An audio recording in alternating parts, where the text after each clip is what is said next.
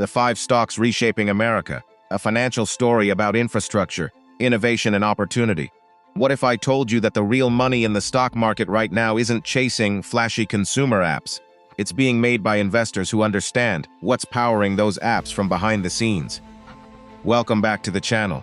I'm your name, and today we're diving into the 5 stocks that are reshaping the American economy.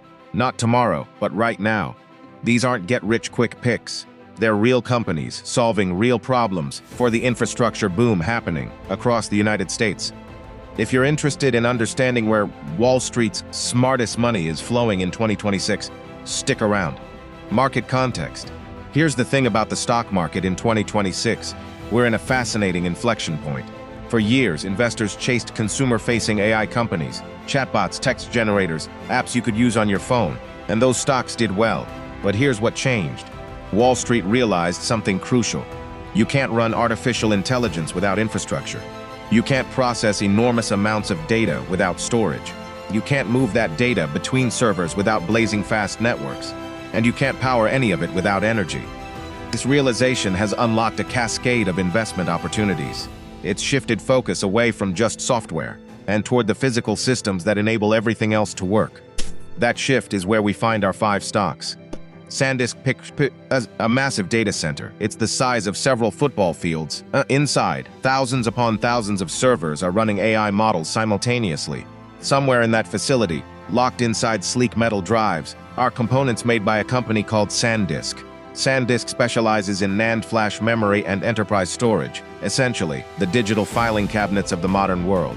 Think of it like this. If your computer's processor is the brain, SanDisk storage is the library where the brain's knowledge lives. Why is SanDisk soaring in 2026?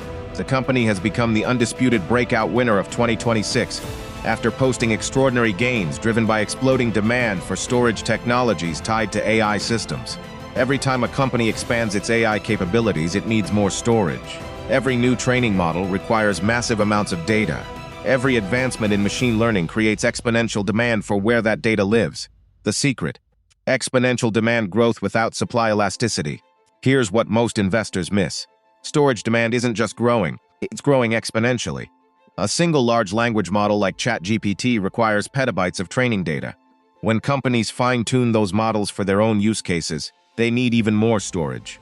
When governments and enterprises deploy these systems at scale, the storage requirements multiply across thousands of installations. But here's the constraint. Manufacturing NAND flash memory takes time and capital investment. It's not like software. You can't just flip a switch and double production. Fabs, manufacturing plants, take years to build and billions to fund. This creates a structural imbalance. Demand is skyrocketing, but supply can't keep pace quickly enough. When you have explosive demand meeting constrained supply, prices rise. When prices rise and demand persists, profit margins expand dramatically. That's what's happening with SanDisk right now. They're not just selling more, they're selling at higher margins, because nobody else can produce storage fast enough to meet the market's insatiable hunger. Additionally, SanDisk has deep, locked-in relationships with the world's largest cloud providers: Amazon, Microsoft, Google, Meta. These companies pre-order storage in advance because they have to plan capacity 18 months ahead. That gives SanDisk visibility, revenue stability, and pricing power that competitors envy. It's a protected channel. The secret within the secret. The data that AI trains on keeps growing. Companies aren't just training models once. They're continuously retraining them with new data. That means storage isn't a one-time capital expense. It's an ongoing expanding operational cost that compounds year after year. SanDisk benefits from that recurring, ever-expanding demand. The risk: storage technology is commoditized long-term. If supply catches up dramatically or if AI adoption slows unexpectedly, margins compress. Additionally, SanDisk is exposed to geopolitical risks around semiconductor supply chains. Stock Quiche 2, Lumentum Holdings, 530, building tension and relevance. So now you've got your data stored, but it's locked in a data center across the country. How does that data travel at the speed that AI demands? Enter Lumentum Holdings. Imagine trying to send millions of pieces of information from point A to point B in real time. Regular networks aren't fast enough anymore. You need optical technology, fiber optic systems that move information literally at the speed of light. Lumentum Holdings ranked among the top 5 performers, benefiting from rising demand for optical networking systems and communications infrastructure. artificial intelligence data centers require ultra-fast networking environments capable of moving enormous amounts of information between servers and computing systems. The secret: Moore's law for data movement. Here's what's brilliant about Lumentum's position. The amount of data flowing through networks is doubling roughly every 18 months. This follows a similar pattern to Moore's law: exponential growth in computing power. But unlike processors, which can improve within the same physical footprint, moving data faster requires better equipment. The older copper networking equipment that worked fine for regular applications doesn't work for AI. When you're running trillion-parameter models across thousands of GPUs simultaneously, the network itself becomes the bottleneck. It's like trying to move a river through a garden hose. You need bigger infrastructure. Lumentum makes that bigger infrastructure. Their optical components, transceivers, amplifiers, photonic integrated circuits, are the specialized equipment that allows data centers to move information at the speeds AI demands. It's not just incremental improvement. It's a complete architectural shift in how data centers are built. The secret within the secret: major cloud providers can't just upgrade their networks once and be done. Because AI workloads are constantly evolving, networks need to keep upgrading. A data center built in 2024 might be capacity constrained by 2025. Companies like Google, Meta, and Microsoft are essentially in a perpetual arms race to upgrade their network infrastructure. This creates recurring, predictable revenue for Lumentum. Additionally, Lumentum has built deep expertise that's hard to replicate. Optical networking is highly specialized. It requires physics PhDs, decades of manufacturing experience, and precision engineering. Competitors can't just enter the market overnight. Lumentum has a moat: specialized technical knowledge combined with manufacturing capability. The company also benefits from an unusual dynamic. They sell to customers, hyperscalers like Amazon and Google, who have infinite budgets during infrastructure expansion phases. These customers aren't price-sensitive when it comes to networking equipment because network performance directly impacts their revenue. If a better network component increases throughput by 10%, that's worth millions in productivity gains. The risk: Lumentum's stock price has risen sharply on optimism. If AI infrastructure investment slows, or if the market overestimates near-term demand, valuations face pressure. The company is also heavily dependent on a few large customers. If Amazon or Google slow their CapEx spending, Lumentum feels immediate impact. Stock 3, Intel. Plot twist, comeback narrative. Here's something that might surprise you. Intel, the chipmaker that everyone wrote off a few years ago, is back. For decades, Intel powered the world's computers. Then they stumbled. Competition intensified.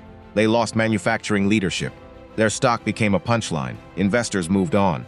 But then something shifted. Intel surged to 114.09% in April, leaving the stock up 370.05% for the past year. Why? Because the AI arms race required chips, the right chips. Chips that Intel knows how to build. The secret: geopolitical reshoring as a structural tailwind. Intel's comeback isn't just about AI. It's about something much bigger: the deglobalization of semiconductor manufacturing. For decades, chip manufacturing consolidated to Taiwan and South Korea. Companies like TSMC and Samsung built the most advanced fabs in the world, and Western companies became dependent on them.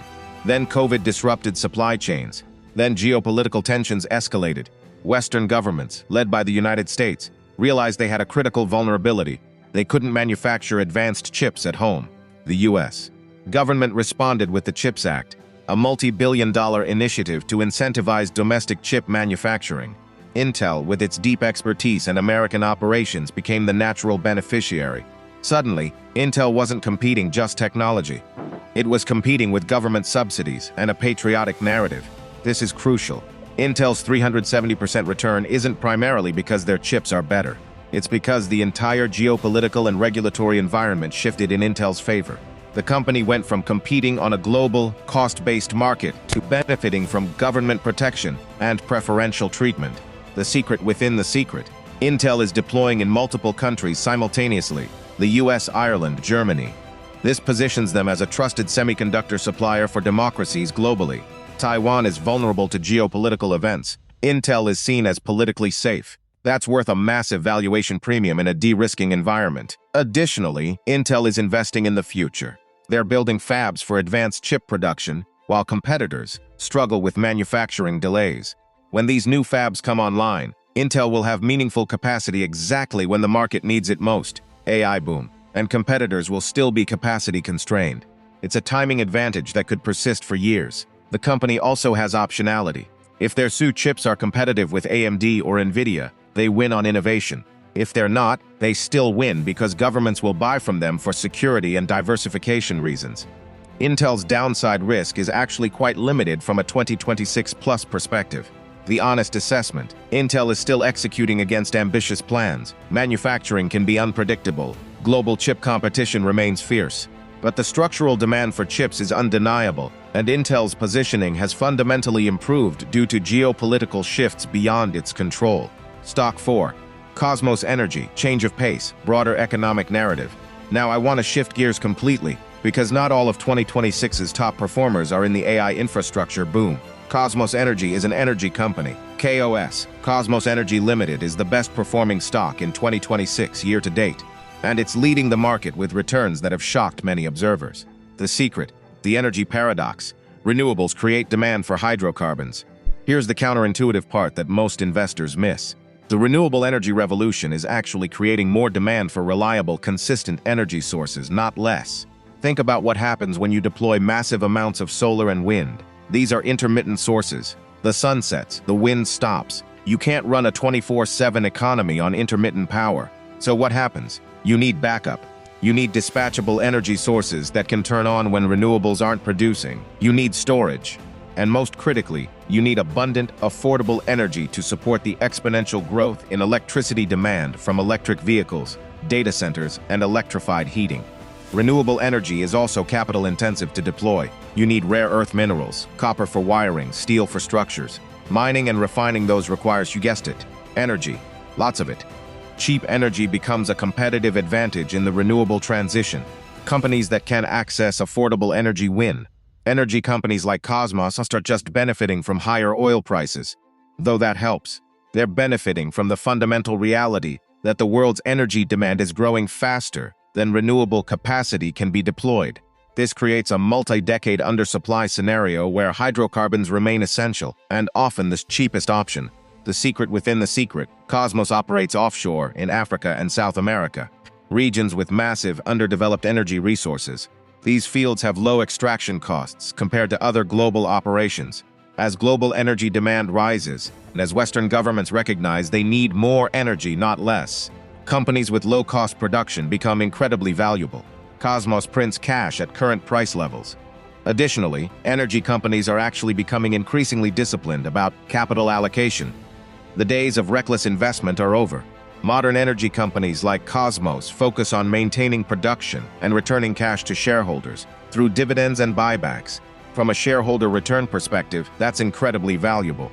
There's also a valuation reset happening. For years, ESG concerns suppressed energy stock valuations despite strong fundamentals. But as the energy transition proves more complex than expected, investors are re-rating energy stocks upward. We're potentially seeing a sustained multiple expansion, energy stocks getting valued like normal companies again, not like pariahs. The balance: energy stocks are historically cyclical. Their performance depends on commodity prices and global economic conditions. If the economy slows dramatically, energy demand softens. This is a sector bet, not a pure technology bet. It's also subject to regulatory risk and the long-term shift toward renewable energy. Additionally, geopolitical events that disrupt supply can swing prices unpredictably. But for investors worried about the sustainability of valuations in high-growth tech stocks, energy provides genuine diversification, real cash flows, and exposure to a multi-decade structural trend. Continued global energy demand growth. Stock 5. Fastly, completing the infrastructure narrative. Let's bring this back to infrastructure with one more player: Fastly. Fastly operates edge computing infrastructure, essentially servers located strategically around the world to deliver content faster and more reliably. Your streaming video?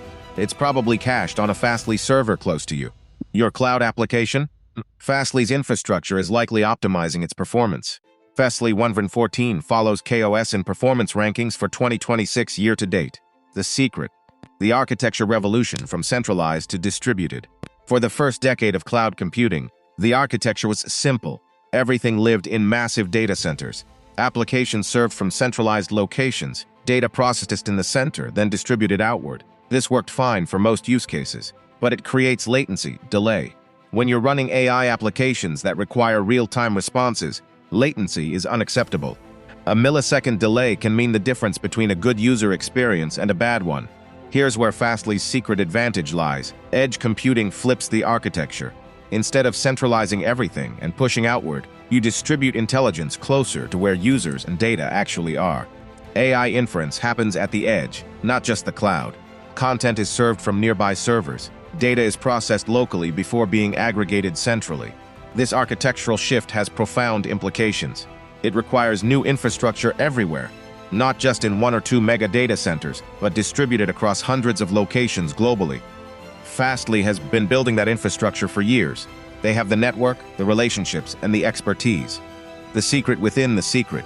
Most companies still think about content delivery networks, CDNs, as places to cache videos and web pages. But Fastly is positioning itself as the infrastructure layer for distributed AI.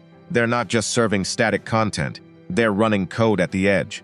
They're executing machine learning models locally. They're processing data where it's generated, rather than sending everything to the cloud. This is a massive TAM, total addressable market, expansion. As AI applications become more sophisticated and real-time, the economic value of processing at the edge skyrockets. Companies are willing to pay premium prices for infrastructure that reduces latency from hundreds of milliseconds to single-digit milliseconds. Additionally, Fastly benefits from something underappreciated: the growing distrust of centralized cloud providers. Companies want optionality. They want to avoid vendor lock-in with AWS, Azure, or Google Cloud. Edge infrastructure providers like Fastly enable multi-cloud strategies. That's becoming increasingly valuable as enterprises realize that concentrating all compute in one ecosystem creates risk. There's also a geopolitical angle. Edge infrastructure closer to users means data doesn't need to transit internationally as much. Companies can comply with data residency regulations more easily. Fastly's global edge network becomes a strategic asset for companies navigating complex regulatory environments. The consideration: Fastly is in a competitive space with larger cloud providers like AWS and Azure. These giants have vast resources and can build competing edge infrastructure. Margin pressure is always a possibility. The stock has had volatile swings historically. This is a growth story, not a dividend-paying utility. Fastly would need to maintain competitive advantages through superior engineering and customer relationships to justify current valuations long-term. Comparative insight.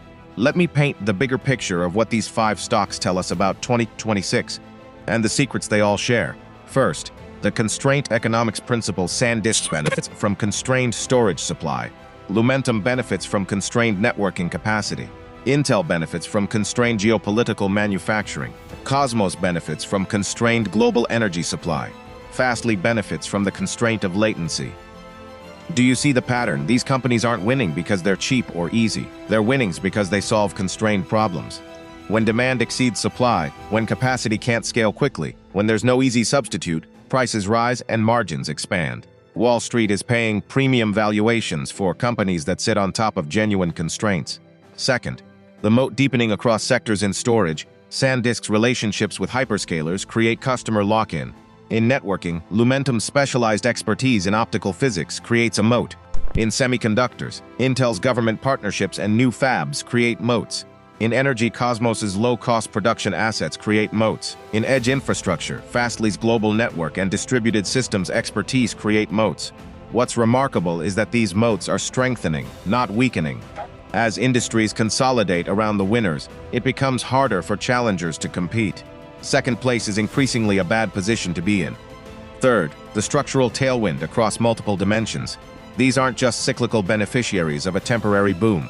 They're beneficiaries of structural tailwinds. AI infrastructure tailwind, SanDisk, Lumentum, Intel, Fastly. Energy, security, and electrification tailwind, Cosmos, plus power requirements for the other 4. Deglobalization and domestic manufacturing tailwind, Intel, distributed computing and edge transformation tailwind, Fastly, Lumentum. Each of these tailwinds could sustain growth for 5–10+ years. Multiple tailwinds hitting at once creates a powerful compounding effect. Fourth, the cash flow reality. Most of these companies are profitable and cash generative right now, not promising future profits, but delivering them today. This distinguishes them from growth stories that are still pre-profitability. When you have growing demand, expanding margins, and current cash generation, equity markets typically value those companies at premium multiples. Fifth, there's concentration risk, but it's structural. These stocks perform well because they're all riding similar macro narratives. If AI infrastructure investment slows dramatically, multiple holdings would suffer. If geopolitical tensions ease, Intel might face headwinds. If oil prices collapse, Cosmos struggles. The counterpoint: these aren't correlated because they're hot, they're concentrated because we're in a genuinely structural transition. The transition from centralized to distributed computing, from foreign to domestic manufacturing, from constrained to abundant energy capacity.